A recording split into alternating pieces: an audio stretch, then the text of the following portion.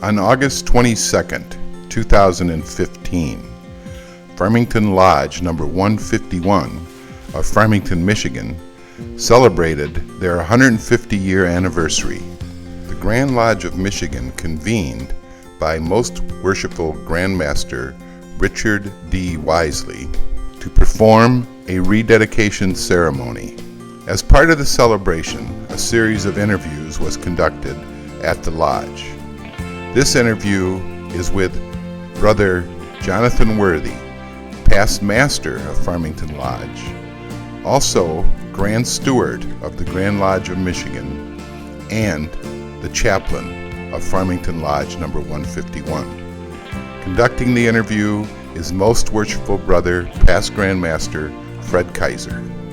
Tell me a little bit, or tell us a little bit about Jonathon Worthy. Where did Jonathon Worthy come from, and how did he happen to end up at Farmington Lodge number 151? I'm originally from South Bay, Florida is where I lived, and I was born in Pahokee Hospital in Pahokee, Florida.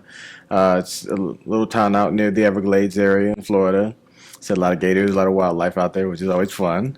I actually met my wife up here, Carla Worthy.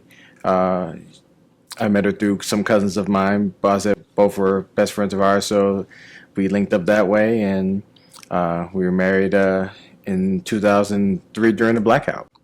Really? Yes. Okay.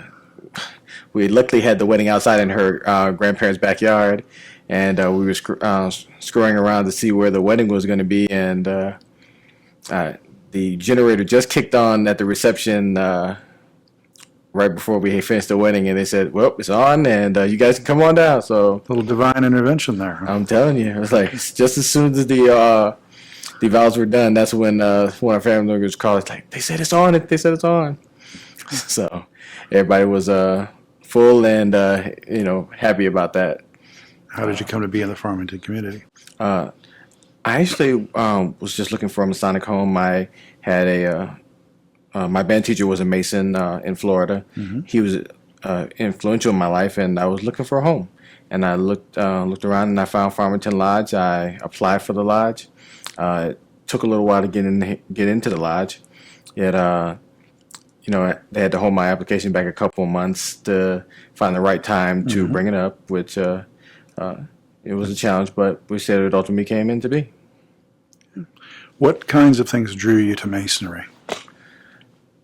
Just the brotherhood, the bond, and wanted to make yourself a better man and a better person. And I always introspectively look to how can I impact not only my own self but others as well.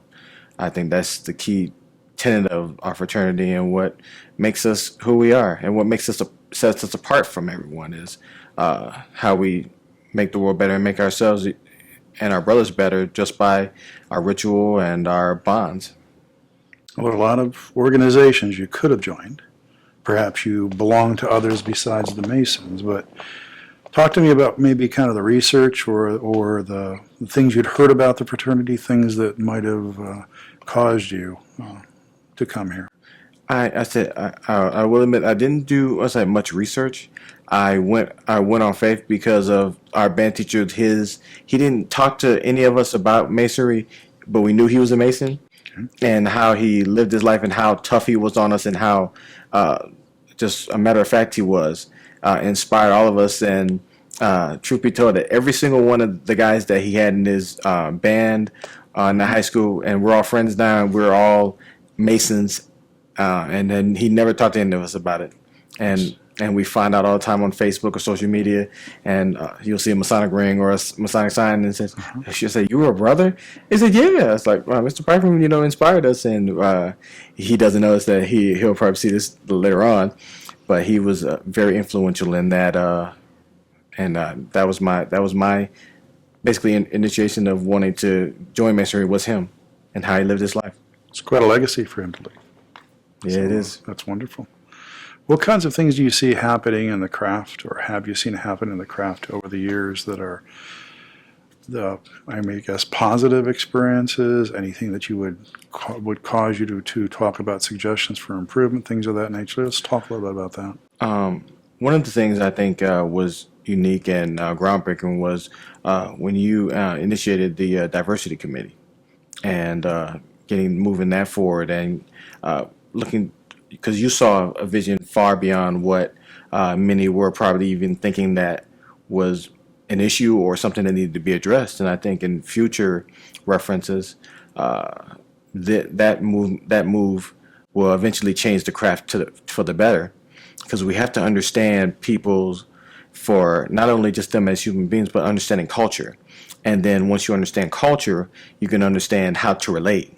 Sometimes lodges, because they don't interact with brothers of different religions or different faiths or different ethnicities, they feel uncomfortable. But in generality, I said, we're all the same. But we have to understand what that person is all about, and then that way you are more comfortable. I think it all just comes down to familiarity and just talking to one another. And I think that's how to break the stigmatisms of somewhat racism that could potentially exist in our Grand Lodge. And it comes just because we don't have the conversation to really understand and get the person's heart rather than just seeing someone that doesn't look like me. And I think that's just something that it's going to take time.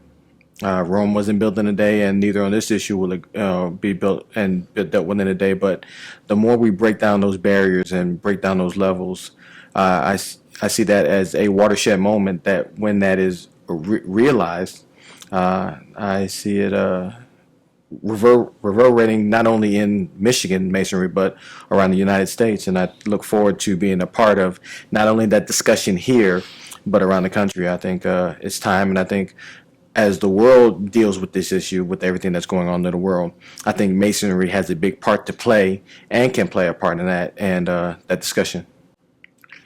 Well, as you indicate, I mean, I think and it's probably an old phrase, but I think prejudice and bias are built on ignorance. And to the degree that we can remove that ignorance to educate others on their background and the like, we can help reduce that bias, reduce that prejudice, and frankly open up the doors to a wider fraternity, a more accepting fraternity. Have you seen a change beginning over the last few years, and any thoughts on what direction you would take it if you were allowed to guide that? I have seen a profound change in that in regard to I think it was Dean Barr who had the first brother of different ethnicity to be a Grand Lodge officer, which was Mark Lazar. I said that was huge for the Grand Lodge to see, and also our current Grand Master Richard D. Wisely having I said 4 stewards, 3 were of other ethnicity, a Muslim brother, which is huge, an African American myself, and as a Mexican or Latino American in Omar Flores. I think these moves are huge in the aspect to let the craft see that brothers of diverse background can not only lead, but they can also promote diversity without even having to say the word sometimes. And I think any of us who will ever ascend to, potentially ever being a Grand Lodge officer or being Grand Master, I think that move will be not only historic, but I think would be better for the craft. Because it gives brothers who may not feel that, it's been, quote unquote, it's been primarily, white Grand Lodge, and I don't think they would accept me, or I don't know if I would be okay. You have to step out on faith sometimes and know that I love this phrase, and I believe in this phrase, that it's not necessarily what I want, but it's what history needs. And I think history for our Grand Lodge needs a person of color to ascend to the Grand Lodge line to move forward. And I think it will be a moment to say, wow, he can do it, I can do it. And then also the craft can say, wow, I said, I want to meet this person. Why is this person special? Or why was he allowed? And get to know that person. Then that conversation can, in a broader context, whether we do symposiums on race relations, not only starting in our own Grand Lodge line or Grand Lodge as a whole, and then have one done on the Prince Hall side, and then you combine those to an overall discussion on race, and I said, and bond between the Grand Lodges, and whether, excuse me, the conversation is heated or I said there's strong debate in that. We all have to understand that, brother, do not stop that brother from giving his opinion, because that's the block to progress. I said whether he may have passionate, angry, strong feelings, that's his feelings. But the key to it is that how can you bring that conversation and make it better to say, okay, I understand that, but how can we bridge the gap to take that anger or take that misunderstanding of hatred? And I said, let's be friends then as well as brothers. And I think that's a key to growth in race relations as well as in this fraternity. It's kind of like that Stephen Covey admonition: seek first to understand, then to be understood. Exactly. Well, what other attributes would you see that if we make these kinds of advances, or advances in which even young people are invited into the fraternity, what kind of personal attributes, the kind of men that we bring forward, do you believe need to be there to be successful to make this happen? I don't think that someone necessarily has to have a specific attribute other than the passion it takes and the love for the craft to do it. Because one thing that all should understand and must understand is that every brother that ascends to be a Grand Lodge officer and to be Grand Master has the passion to love this fraternity. You don't go to this Grand Lodge line unless you have a love and a passion for the fraternity, because the Grand Lodge officers sacrifice so much and their families sacrifice so much to do what they do for the fraternity. And I think that the craft, sometimes we get into the thing where, I don't like this or I don't like it because this person proposed it. Right. Look at the person's heart and their justification of why they're doing it. And if you have a question or you don't like it, fine. But don't denigrate that particular brother unless you know and have talked to him to say, or get an understanding of why this person wants to do it. Because in general, everyone has the best intentions. And I think that's something that should be understood. And one thing I know, we're doing the background checks in our Grand Lodge, and we're going through so forth. And I've heard brothers talk about, well, if this person has a felony or this person has a misdemeanor, we don't want him. That's the wrong thing to do. Why is that? It's wrong because everybody deserves a second chance, and sometimes a third and fourth chances, because this world is made on redemption. And Masonry can play a huge part in redemption of brothers' lives. So if you turn someone away because of their past and they commit something else or they don't go down another path, you have to, in your soul, take responsibility for that, because you could have made that brother's path a better opportunity to go and enrich it, rather than throwing him back to the wolves where he came from when he was looking for shelter. Indeed. Well, what role has Masonry played, I guess, in in your life, and making your choices and things like that? Can you talk a little bit about that? Well, so Masonry very much has enriched my life and the choices, where I've met brothers in all walks of life that I would have never met otherwise, and I've had conversations with them and bonded with them, and it's made me a better husband. It's made me a better friend to a lot of them, and I couldn't imagine where my life would be if it wasn't for Masonry. It's and even in my darkest times, when I thought, going through everything at this lodge, and being the first African American and going through the struggles to make it better for others, I wondered sometimes, really, was it worth it? Mm-hmm. And I remember this moment in 2009, and I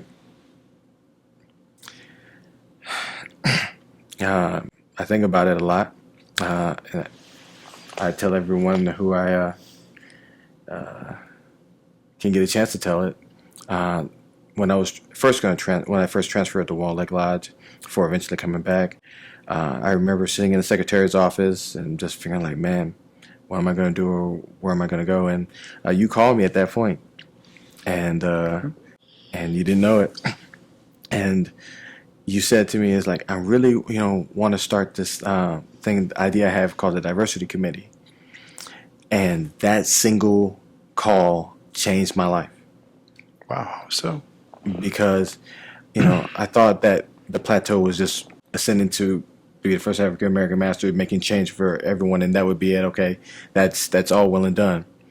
And with the diversity committee, it made me recalibrate, my Masonic vision to want to help others and to get the understanding of other brothers to make a change or make a difference in the lives of others, and really to take it to a level with the other brothers, Omar Flores and Richie Mackey, that never has been seen before, and could really change the hearts and minds of people. And that means more to me than any Grand Steward or past master. Those are acknowledgments, and I don't diminish them. But I think the power of that diversity committee in the future is much more higher than even the office of Grand Master. To be some degree, the Grand Master is omnipotent in the Blue Lodge perspective.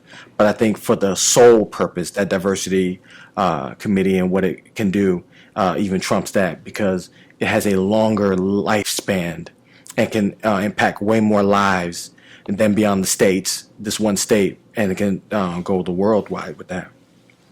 I hope and pray that your forecast of transformational change will indeed occur in this Grand Lodge. Are there other programs or things that excite you as much about the direction that you've seen now that you've had not only a chance to serve Farmington 151, but now begin to serve the Grand Lodge line? I said I like the ritual program that our Grand Lecture has, the ritualist levels. I think that's a huge step. I think brothers that are excited about the ritual, that gives them an opportunity to really showcase and do more. I think our DDIs and BGPs who serve this Grand Lodge and serve the local lodges and regional Grand Lecturers, I think they have a tremendous weight on them. I think they do a great job serving this Grand Lodge line, and I think they need to be commended constantly for the work and sacrifice that they do. The Child ID program that the Grand Lodge does helps identify thousands and millions of kids. And I hope this spreads out to other states and that they're implementing the Child ID program. Because God knows if a child ever became missing, there's video or DNA, and it helps really put the child in a better chance of survival, knowing that their parents and law enforcement have these tools to identify them and to find them and return them back to their families. I think that was a great move, and I think many kids and parents are going to be thankful for that. And you see it in when they talk about it. It says, "Oh, I didn't even know this program existed, and I didn't know that this happened." And I think one of the stigmatisms I think the Grand Lodge line needs to address in the future is the one of not only racial diversity but also disability, because sometimes brothers that may have a disability, the lodge feels that, if they're disabled, we don't want to take on someone that we have to, or that really can't help us or whatever. That's when that tests the strength of a lodge and the strength of character.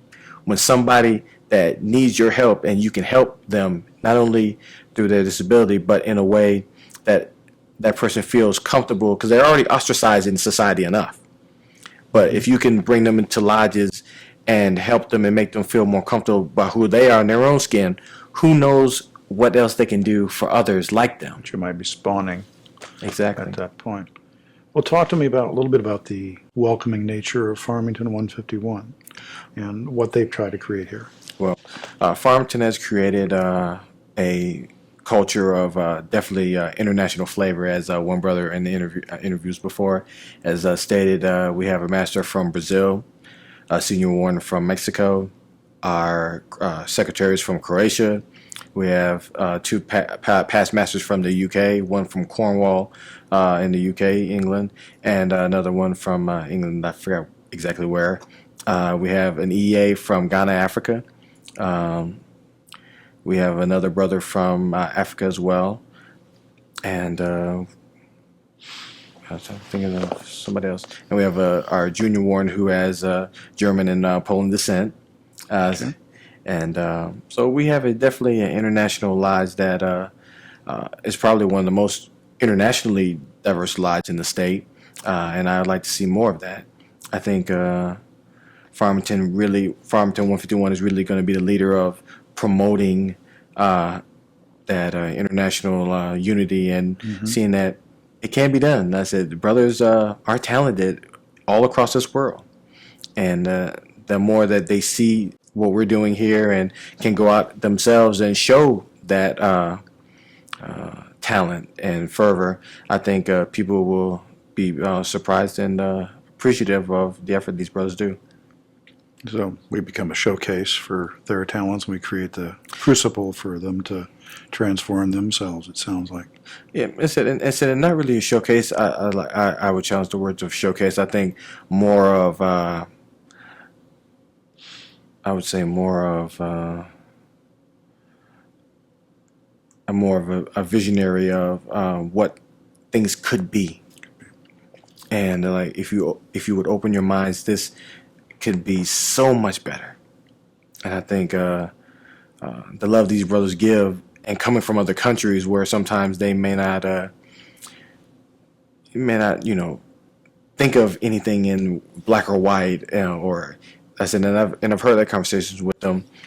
They just look at it as masonry is this big pot of everything, and they are just like kids in a candy store. They suck up everything and they go and they go and they go, and it's just beautiful to see, and it's refreshing because sometimes as past master and knowing what I went through, I look back and sometimes I have to see the looks on their face and see like this is what I envisioned eventually for Farmington Lodge, was these brothers with diverse backgrounds and brothers that are already here coming together and growing. And I think that has been I think that would be one of the lasting legacies that I see more than anything I'll ever do, is that I was one of the figureheads that helped spawn a diverse change in this lodge, and I think it's better for it.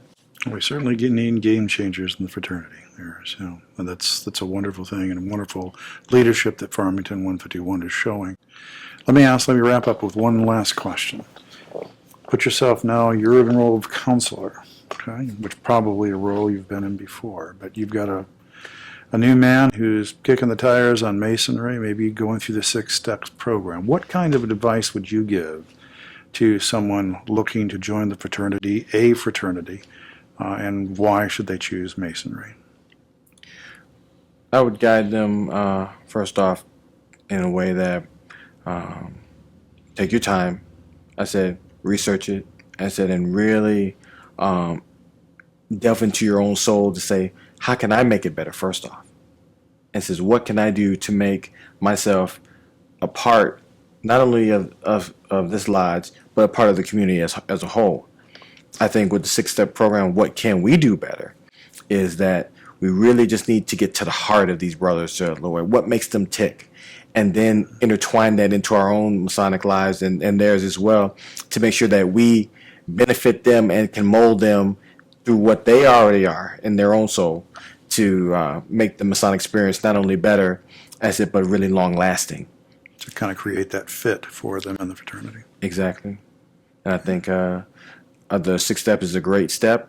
I think it can be even enhanced, just as anything in life, you never stop learning, you never stop enhancing. And I think, we can even add more levels with talented brothers. And I would even ask the Grand Lodge line to put out feelers to brothers that, okay, how can we make it better? Or what do you have an idea of for the 6 steps program? And also, I think having the Grand Lodge do somewhat like YouTube interview videos, so that the craft can feel like they're talking to you, or that you're talking to them. Whether the Grand Lodge takes questions and then the Grand Master will do an interview and respond to the questions from certain brothers in the lodge. Say, Brother ABC asked me about where do we see the craft going in the next 100 years, or what is my idea about that? And then brothers can feel that not only that they are accessible to you, that you hear them.